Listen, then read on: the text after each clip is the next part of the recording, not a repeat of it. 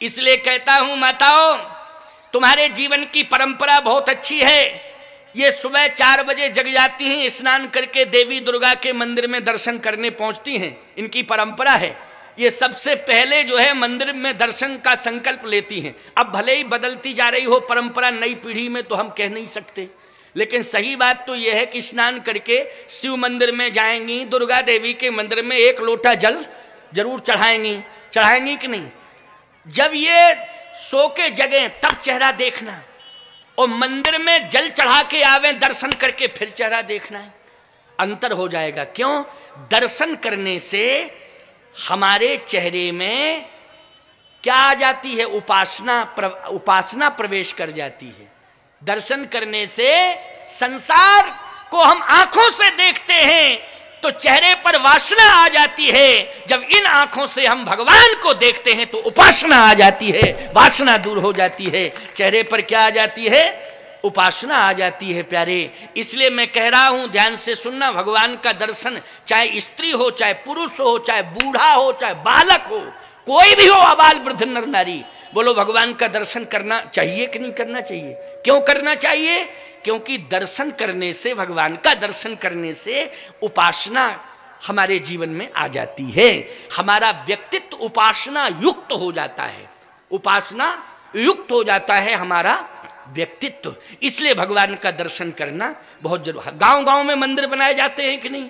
गांव गांव में मंदिर क्यों बनाए जाते हैं? इसलिए कि पूरे गांव के लोग दर्शन करने जावें, दर्शन करने जावें, इसलिए गांव गांव में मंदिर बनाए जाते थे। दर्शन करने से क्या होता है? बोले दर्शन करने से हमारा जीवन धन्य होता है, और हमारे हृदय में जो वासना होती है वो वासना दूर भाग जाती है, और नेत्रों के माध्यम से भगवान का कांतिमान द्युतिमान व्यक्तित्व उपासना के रूप में मेरे हृदय में प्रवेश कर जाता है। वो नैन मार्ग होता है।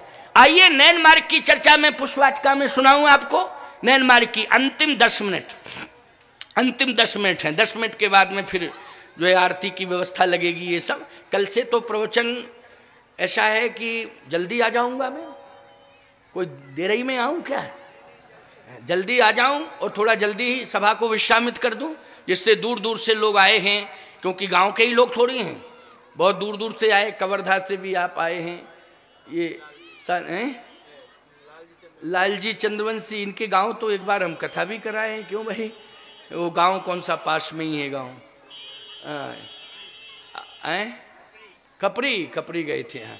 और आपके यहाँ तो मैं ठहरा रहा कवर्धा में, हैं हमारे पंडित जी बैठे हुए हैं। आपके यहाँ तो मेरा आवास ही रहा। पूर्व प्रत्याशी लालजी चंद्रवंशी जी, राजेश शुक्ला जी, अंबिका मिश्रा, ये सब लोग बैठे हुए हैं। ये हमारे शुक्ला जी के यहाँ तो अभी मैं ठहरा था, कवर्धा में मेरी कथा हुई थी, और खपरी में आपके घर पे ही ठहरा था। ये हमारे लालजी चंद्रवंशी जी के भाई वहाँ रहते, पूरा परिवार ही रहता है।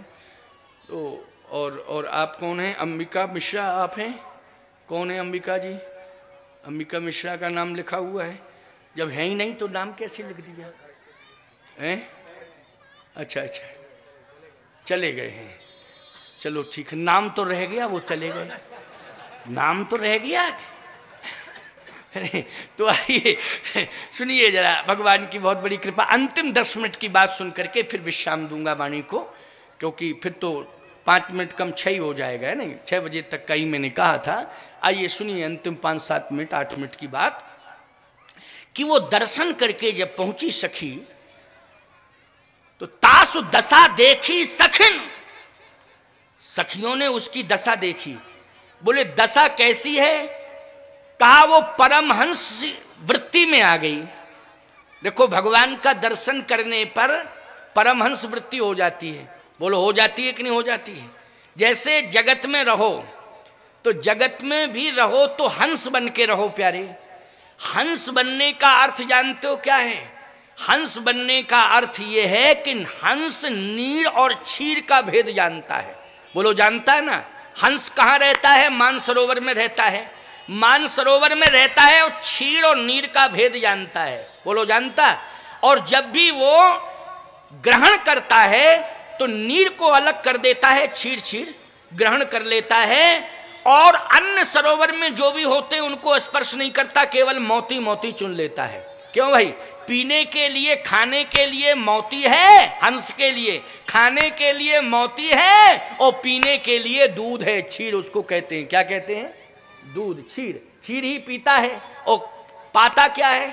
पीता और पाता में अंतर है ना।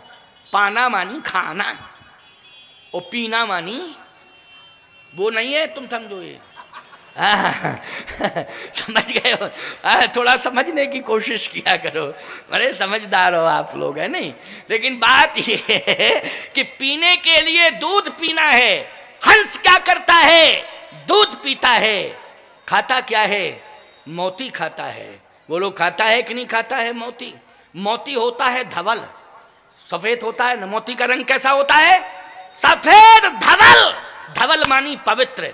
इसलिए खाने के लिए पवित्र पदार्थ होना चाहिए, और पीने के लिए सुंदर दूध होना चाहिए। प्यारे, दूध पियो और पवित्र व्यंजन खाओ। मोती का अर्थ हुआ धवल, धवल मानी पवित्र, निर्मल। यही अर्थ हुआ कि नहीं हुआ? यह है खाने पीने की व्यवस्था। और आजकल तो पता नहीं, चिल्लाते फिर रहे लोग। एक लड़का मेरे पास, एक बाप ने कहा, माँ बाप ने दोनों ने, जगत गुरु जी आए, प्रणाम करने जाओ, प्रणाम करने जाओ, प्रणाम करने जाओ। तो प्रणाम करने के लिए उधर से दौड़ा चला आ रहा था। वो कह रहा था संडे हो चाहे मंडे, रोज खाओ अंडे, संडे हो चाहे मंडे। अरे हमने कहा ये पागल कहाँ से आ रहा है? ये है तो छोटा ही सा, लेकिन ये क्या रट लिया इसने। वो टेलीविजन में प्रचार चल रहा था, वो टेलीविजन से सीधा आया और मेरे पास भेज दिया उसको। प्रचार उसमें यही चल रहा था प्यारे। और जैसे ही आया तो मेरा दिमाग भी खराब हुआ। मैंने कहा ये क्या बोल रहा है, ये क्या संस्कार तुमने दिए हैं? बोले महाराज जी, अब वो टेलीविजन देख करके आया है, दूरदर्शन की परंपरा से जुड़ा था, इसलिए उसमें प्रचार आ रहा था, वही इसके दिमाग में आया। इत्तेफाक से आप आ गए तो दंडवत करने चला आया।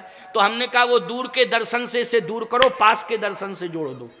अब मैं आ गया हूं, मैं हूं पास का दर्शन और टेलीविजन है दूर का दर्शन। तो हमने कहा दूर के दर्शन से दूर करो और पास के दर्शन से जोड़ दो। उसमें देखी इसने फीचर, इसलिए फ्यूचर गड़बड़। क्यों भाई? फीचर से फ्यूचर गड़बड़ बनी, भविष्य गड़बड़ होता है कि नहीं होता है?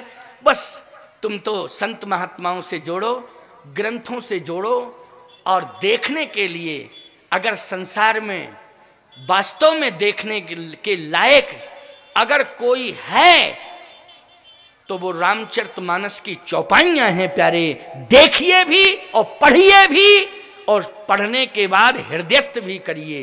ये रामायण की चौपाइयां, इन्हीं को पढ़ाओ, अर्थ को पढ़ाओ, दर्शन कराओ भगवान का। देखने के लिए भगवान का दर्शन है और पढ़ने के लिए ग्रंथ है। बोलो है कि नहीं? और समर्पण के लिए संतों का चरण है। इतने प्रकार की परंपरा से जुड़ जाओ। देखने के लिए फिल्म नहीं, फीचर फिल्म नहीं, भगवान का दर्शन है। और पढ़ने के लिए ग्रंथ हैं। अथवा आप जिस शिक्षा की क्रांति में जिस क्लास में हो, उस क्लास के वो पुस्तकों को पढ़िए। आप उस क्लास की किताबों को पढ़ना अनिवार्य है। लेकिन क्लास की किताबों को पढ़ने के बाद चाहे 2 मिनट, 5 मिनट, 10 मिनट, जितना भी आपको समय मिल जाए, रामचरितमानस को जरूर पढ़िए। आप पढ़िए, आपका परिवार पढ़े, आपके बच्चे पढ़ें।